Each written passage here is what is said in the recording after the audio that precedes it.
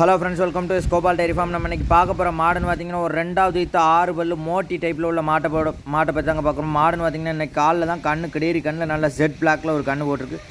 மாட்டோட கறவைன்னு பார்த்தீங்கன்னா இந்த 2வது ஈத்தில் ஒரு 20 லிட்டர் பால் ஷுவராக எதிர்பார்க்கலாம். நீங்களே நல்லா பார்த்துருப்பீங்க, நல்லா மடி எடுத்துருக்கு மாடு. அதே மாதிரி நல்லா தீவனம் தண்ணிக்கு நல்லா காட்டடியில் இருந்த மாடு, எல்லா கிளைமேட்டுக்கும் ஒத்து போகக்கூடிய பஸ். மாட்டோட கறவைன்னு பார்த்தீங்கன்னா இந்த 2வது ஈத்தில் ஒரு 20 லிட்டர் பால் ஷுவராக எதிர்பார்க்கலாம். 2வது ஈத்து 6 பல்லு தான். கண்ணுன்னு பார்த்தீங்கன்னா நல்லா கிடேரி கண்ணில் போட்டிருக்கு. கறவைக்கும் நல்லா காம்பு நல்லா அம்சமாக இருக்குது.